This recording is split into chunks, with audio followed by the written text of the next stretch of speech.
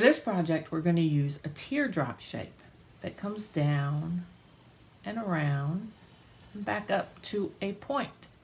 The only difference is we're going to curve it a little bit. So it'll come down and around and then back to the point like that. We're going to use this shape over and over.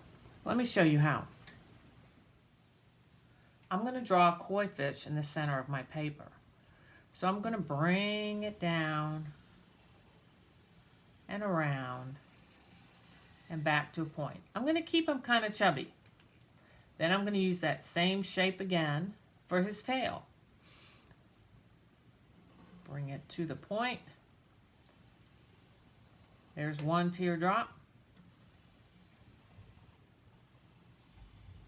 So he's got two right there. Maybe with some little lines on there. Normally I would be drawing very lightly. I'm going to separate his head from his body. And then I'm going to put a fin right here. And a fin over there. Again, with some lines in there. I'm going to draw one line right down the center of his back for his top fin. And then watch, I'm going to make an S that's stretched out.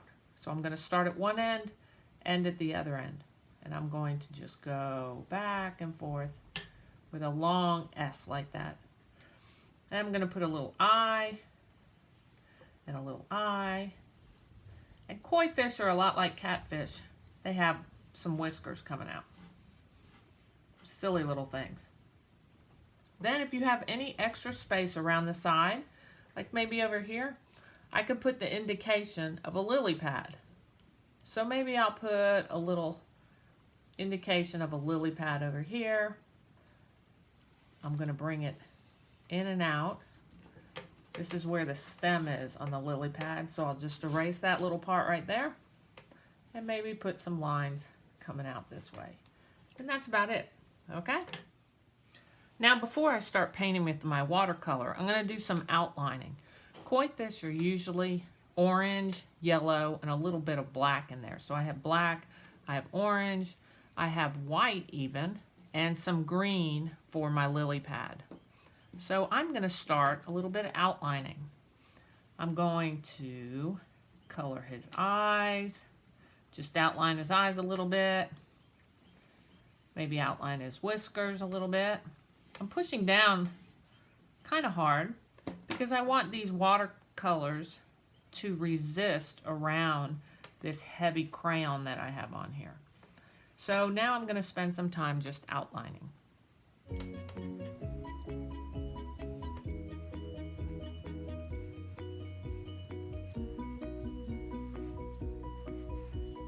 Now that he's outlined, I'm going to do some watercolor. I'm going to use wet and wet watercolor, and we've done this before where we wet the paper first with just some water and then we dab the color into it. I'm going to be super careful that I don't get any water on the background and just on the koi fish. There we go. And around this other fin, his tail. So I'm going to let that water just stay in the fish. The crayon's going to help me do that too. Then I'm going to use the koi fish colors, which are some yellows. And I'm just going to dab them in there. You can see how those yellows will spread because I've wet the paper first. And then I can add some oranges in there also.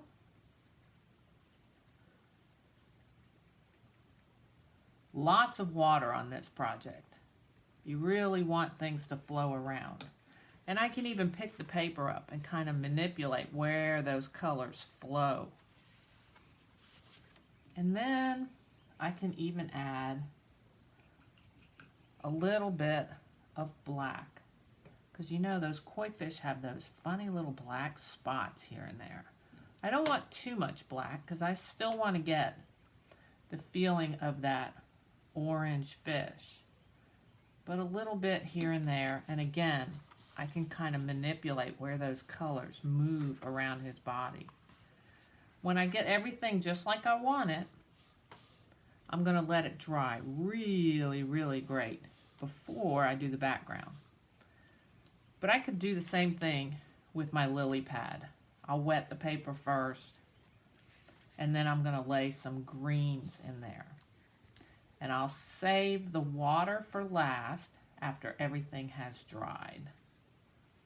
Okay? And now all my paint is dry, so I finally get to do the background. And I'm going to do the same thing. I'm going to wet the background first, all over.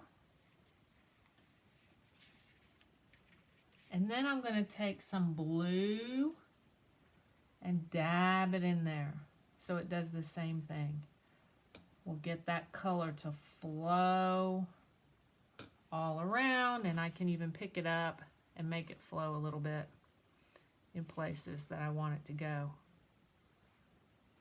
Then, just for the background, I'm going to take a little bit of salt, just a pinch, and I'm going to sprinkle it into the watercolor. And the salt is going to start soaking up some of that moisture.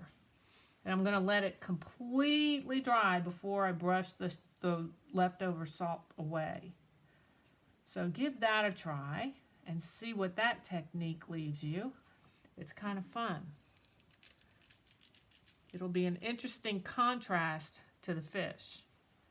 All right, can't wait to see your finished products.